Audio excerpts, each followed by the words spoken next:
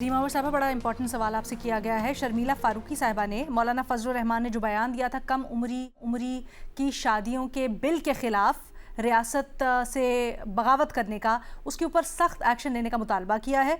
और वो कहती हैं कि आप रियासत को ललकारते हैं कि जो करना है कर लो, कम उम्री की शादी को अगर रुकने कौमी असम्बली चैलेंज करता है तो उसकी सज़ा क्या होगी, क्या कोई जवाब देने वाला है? ये शरईया इस्लामी मामला नहीं है। क्या शर्मिला साहिबा का बयान दुरुस्त है? अलीना, मैं 100% इंडोर्स करती हूँ उनके हर लफ्ज को। मैंने उनकी पूरी स्पीच सुनी। आई विश उनको मौका दिया जाता, वो और तफसील से बात करती, क्योंकि बहुत हिम्मत चाहिए। थोड़ा सा पिछले हफ्ते हमने भी इस शो पे या उससे पहले बात की थी। ये जो है ना, एक सोच कि अगर कोई इस तरह की बात करता है, आप कानून को सपोर्ट करते हैं, आप कहते हैं कि कम उम्र की बच्चियों की शादी या बच्चों की शादी नहीं होनी चाहिए, अटैक करते हैं मजहब को इस्तेमाल करके, ऐसी गंदी जबान इस्तेमाल करते हैं ये कुछ लोग जो स्पेसिफिक ये सोच रखते हैं और उनको लगता है क्योंकि वो मजहब का लिबादा लेके बात कर सकते हैं तो हर चीज जायज है। बहुत हिम्मत चाहिए जो शर्मिला फारूकी साहिबा ने बात की।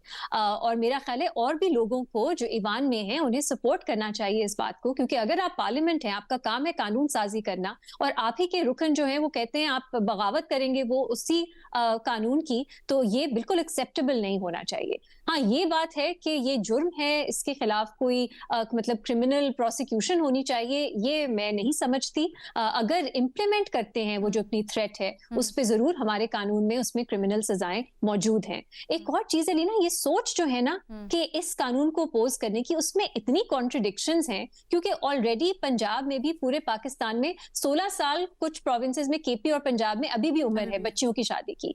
इन लोगों को का मौकफ है कि आप एज सेट कर ही नहीं सकते, तो वो तो एग्जिस्टिंग कवानीन के भी खिलाफ उनको होना चाहिए। फिर तो रियासत कोई एज भी सेट नहीं कर सकती अगर प्यूबर्टी के बाद जो है शादी जो है वो जायज ही है और उसके खिलाफ कोई कानून साजी या उसको रेगुलेट करने के लिए कोई कानून साजी नहीं हो सकती। तो ये सोच जो है ये परवर्जन ही दिखाती है।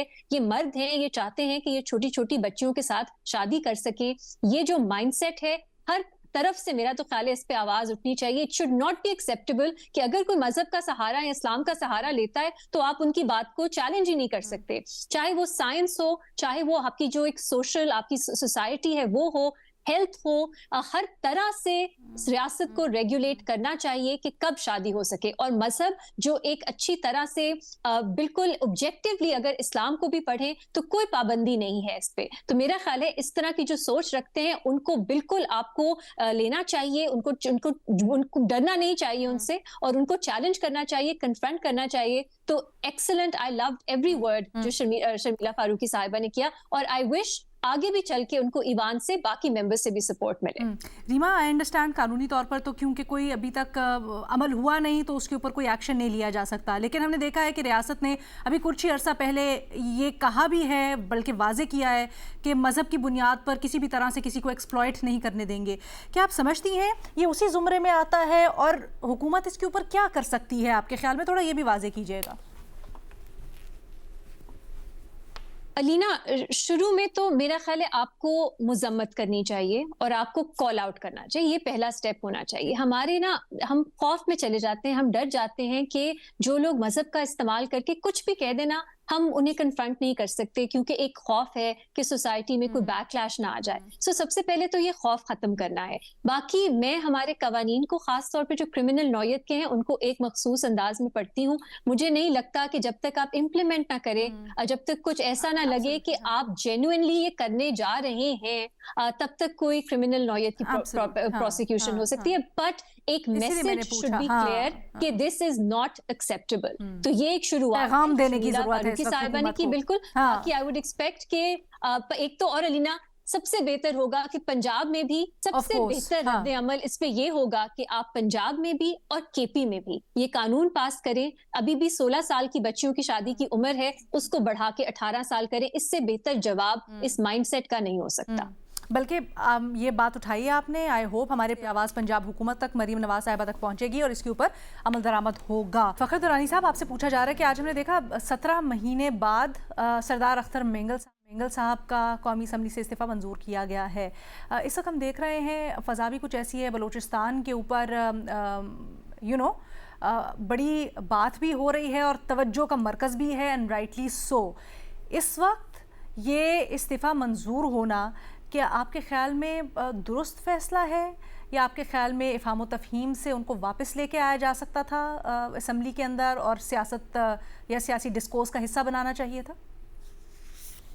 بہت شکریہ علینا. جو بلوچستان کی صورتحال ہے، میرا خیال ہے کہ اختر مینگل صاحب جیسے جو لوگ ہیں جو کہ ابھی بھی وفاق اور جو فیڈرلزم کے اوپر یقین رکھتے ہیں، ان کو اس طرح سسٹم سے آؤٹ نہیں کرنا چاہیے تھا. جو موجودہ حکومت ہے اس کو اگر 17 مہینے تک آپ نے انتظار کیا ہے اور ان کا استعفیٰ منظور نہیں کیا، اور محض اس وجہ سے کہ انہوں نے کوئی لاہور میں جا کے ایک بڑی سخت تقریر کر دی ہے، اس کی بنیاد کے اوپر اس کا استعفیٰ منظور کر لیا ہے، تو یہ بڑا انفارچونیٹ ہے. اور میرا خیال ہے کہ ریاست کو تھوڑا سا اس حوالے سے ایک برداشت کا جو پالیسی ہے وہ اپنانی چاہیے. اور اگر کوئی ڈائسنٹنگ وائسز ہیں اور ود ان جو کانسٹیٹیوشن جو ہے وہ رہ کے اپنے مطالبات کے حوالے سے بات کرتے ہیں، ان کو سننا چاہیے، ان کے ساتھ بیٹھنا چاہیے، اور یہ ان کو سسٹم سے آؤٹ نہیں کرنا چاہیے. سسٹم سے آؤٹ ہونے کے بعد جو ہے اس کا ہم خمیازہ آلریڈی بلوچستان کے اندر بھگت رہے ہیں، جن لوگوں نے بندوق اٹھائی ہے. تو میرا خیال ہے کہ یہ جو نون لیگ کی حکومت کی طرف سے اور اسپیکر کی طرف سے یہ جو قدم اٹھایا گیا ہے، یہ انتہائی سیاسی طور کے اوپر اور جمہوری طور کے اوپر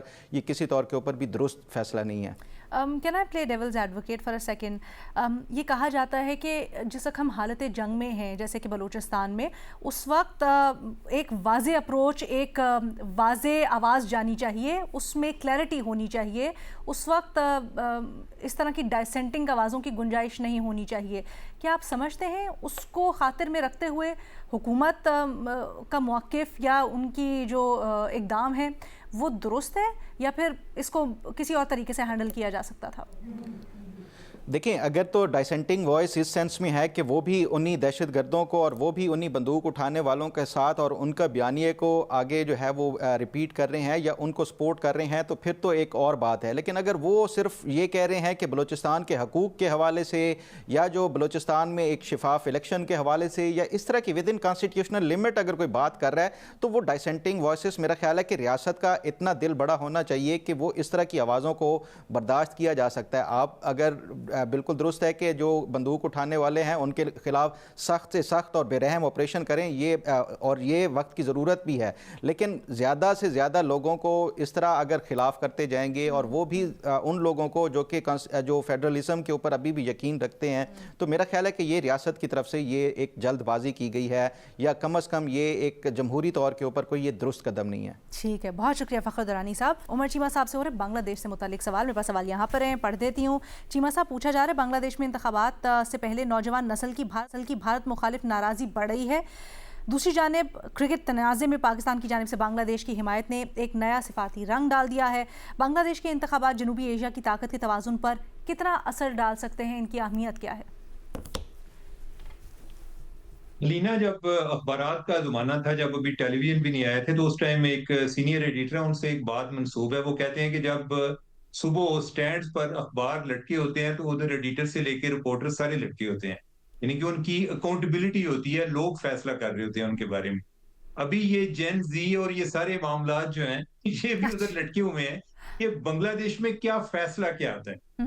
یہ جین زی جو ہے وہ بنگلہ دیش کو کدھر لے کر جاتی ہے؟ بظاہر کوئی جین زی کی پارٹی تو نہیں آئی، لیکن یہ ہے کہ ان کے نتیجے میں ایک تبدیلی ضرور آئی، جو ایک بھارت کی بڑی دہائیوں سے ایک انویسٹمنٹ تھی، وہ ہر چیز ان کی غارت ہوگی بنگلہ دیش میں. اور ابھی جو الیکشن ہوئے ہیں اس میں جو باقی دو پارٹیاں ہیں انہی سے آئے گی کوئی، وہ جماعت اسلامی ہو یا بی این پی ہو. بی این پی کے جو چانسز ہیں وہ زیادہ ہیں، یعنی کہ اس کے چانسز ہیں. لیکن ہر دو صورتوں میں میں کہتا ہوں کہ ان دونوں میں سے فار ایگزامپل کہ جماعت اسلامی بھی جیتی ہے یا بی این پی ہے، تو ہر دو صورتوں میں یہ انڈیا کے لیے کوئی اچھی خبر نہیں ہے، انلیس کہ انہیں اس الیکشن میں کوئی ایسا کوئی اے این پی جو عوامی نیشنل پارٹی ہے، سوری کیا نام ہے ان کا، جو حسینہ واجد کی پارٹی ہے، ان کو کوئی ایسی ایکسکیوز نہ مل جائے کہ جس کی بنیاد پہ انہیں دوبارہ سے ایک سیاسی زندگی مل جائے. ادروائز اس الیکشن کا جو رزلٹ ہے موسٹ لائکلی اس کا جو بھی انجام ہوگا وہ ہر دو صورتوں میں بھارت کے لیے ایک کوئی اچھی خبر نہیں ہے، اور اس میں ایک پاکستان کے لیے زیادہ چانسز ہیں کہ ہم اپنے تعلقات کو مزید جوڑیں. اس میں چائنا کے لیے امید ہے کہ وہ اپنا یعنی کہ ادھر پینیٹیشن کو بڑھائے، اور اوورآل جو ایک ساؤتھ ایشیا، جنوبی ایشیا ہے، اس میں بھارت کی اپنے ہمسایوں پر گرفت کمزور ہوتی ہوئی نظر آ رہی ہے. ایک نفرت پہلے پائی جاتی تھی لیکن اب نفرت کا باقاعدہ اظہار جو ہے وہ رجیم چینج کی شکل میں ہوا, اب وہ الیکشن کی شکل میں ہو رہا ہے. ٹھیک ہے.